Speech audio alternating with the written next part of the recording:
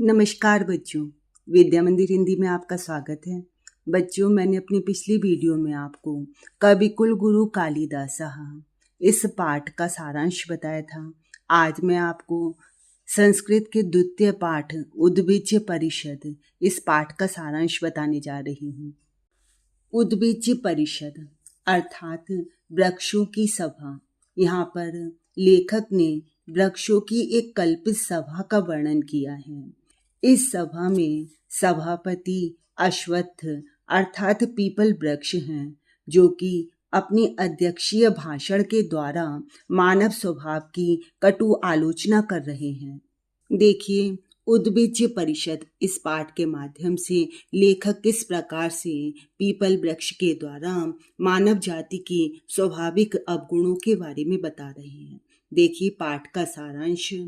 उद्भिज्य परिषद इस पाठ के माध्यम से लेखक ने मानव जाति के स्वाभाविक अवगुणों का वर्णन किया है। मतलब मनुष्य के अंदर कितने अवगुण भरे हुए हैं, इस बात का वर्णन कर रहे हैं लेखक।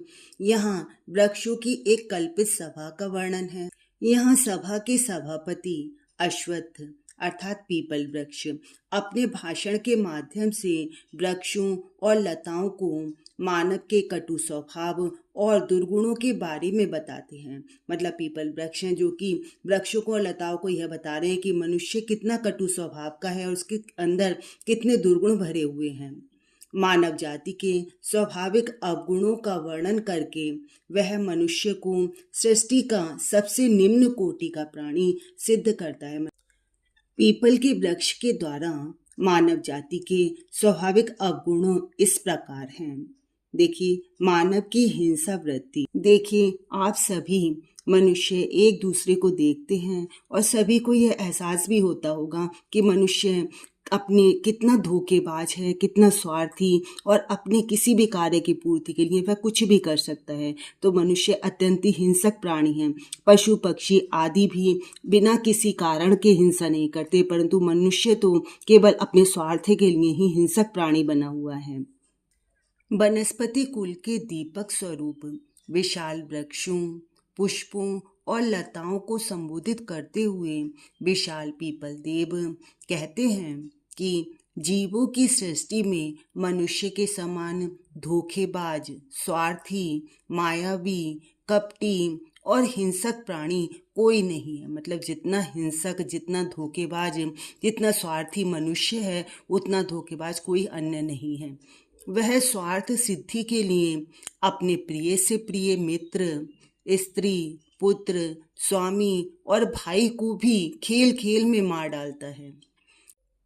जंगली पशु तो मात्र पेट भरने के लिए हिंसा करता है, लेकिन मनुष्य की हिंसा वृत्ति की सीमा का अंत ही नहीं है।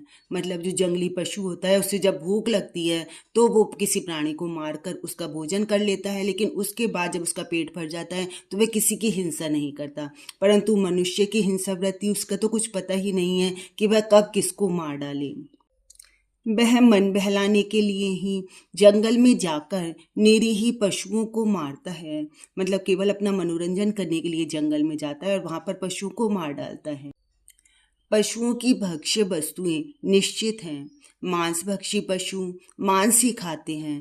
तृणभक्षी पशु तृण खाकर ही जीवन निर्वाह करते हैं। परंतु मनुष्य में इस प्रकार की भक्ष्य अभक्ष्य पदार्थों की निश्चित सीमा नहीं है। मतलब जो पशु केवल मांस वगैरह खाते हैं तो वो केवल मांस ही खाते हैं, और जो तिनके आदि खाते हैं वह तिनके ही खाते हैं। परंतु मनुष्य तो ऐसा है कि उसके भक्ष्य और अभक्ष्य, क्या खाना है क्या नहीं खाना है, उन सब पदार्थों की कोई सीमा ही नहीं है। मनुष्य असंतुष्ट प्राणी। देखिए, आप सभी जानते हैं कि पशु पक्षी आदि अपना पेट भर गया, अपनी उनकी तृप्ति हो गई, उसके बाद वो शांत हो जाते हैं। परंतु मनुष्य क्या है, वो कभी भी संतुष्ट ही नहीं होता। आज उसने ये प्राप्त कर लिया, कल उसे और चाहेंगे, परसों कुछ और चाहेंगे। मतलब वो कभी भी संतुष्ट नहीं होता। तो मनुष्य जो है वो अत्यंत असंतुष्ट प्राणी है। मनुष्य अपनी वर्तमान अवस्था से कभी संतुष्ट नहीं होता। और प्रति क्षण अपनी स्वार्थ सिद्धि में लगा रहता है। मनुष्य हमेशा ही अपने स्वार्थ की सिद्धि में ही लगा रहता है। वह धर्म, सत्य, स्नेह और सरलता आदि स्वाभाविक मानवीय गुणों को त्याग कर, मतलब जो भी अच्छे गुण हैं मनुष्य के, धर्म, सत्य, स्नेह, सरलता आदि, इन सब गुणों को त्याग कर झूठ, पाप, कुटिलता और दूसरों को पीड़ा पहुंचाने में लगा रहता है। मतलब सत्य को त्याग देता है, झूठ को करता है, इस तरह से ही सारे गलत काम वह करता है और अपने स्वार्थ की सिद्धि में ही लगा रहता है। उसकी भोग लालसा निरंतर बढ़ती ही रहती है। मतलब आज उसे ये भोगना है, कल कुछ और भोगना है, इस प्रकार से उसकी भोग लालसा जो है हमेशा बढ़ती ही रहती है। इसलिए उसे सुख नहीं मिल पाता। देखिए, जब इंसान को जो मिलेगा उससे संतुष्ट नहीं होगा, कुछ और चाहिए तो वो कभी भी सुखी नहीं रह सकता। इसलिए उसे सुख का अनुभव नहीं होता, उसे सुख नहीं मिल पाता है। पर पशु अपनी वर्तमान अवस्था में सदैव संतुष्ट रहता है। अतः मानव जाति पशु से भी निम्न स्तर की है। मतलब जो लेखक हैं उन्होंने मनुष्य को पशुओं से भी अधिक नीच बताया है। मानव अत्यंत निकृष्ट प्राणी, मनुष्य को अत्यंत नीच प्राणी कहा गया है। पशुओं से भी नीच और तिनकों से भी सारहीन बताया गया है। मनुष्य केवल पशुओं से ही निकृष्ट नहीं है, बल्कि तृणों से भी सारहीन प्राणी है। मतलब पशुओं से नीच तो बताया ही था अभी, पशुओं से निकृष्ट, परंतु इन्होंने तिनकों से भी अधिक सारहीन बताया है।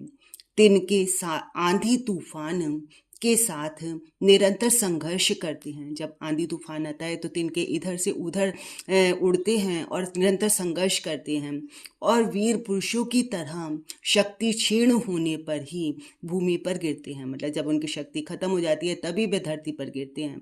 वे कायर पुरुषों की तरह अपना स्थान छोड़कर नहीं भागते, लेकिन मनुष्य मन में भविष्य की विपत्ति की आशंका के करके कष्टपूर्वक जीते हैं। मतलब मनुष्य जो है वो हमेशा भविष्य में क्या होगा उस सब की चिंता में ही लगा रहता है और कष्टपूर्वक जीवन बिताता है और प्रतिकार का उपाय खोजते खोजते सुख और शांति के रास्ते से भी दूर हट जाते हैं।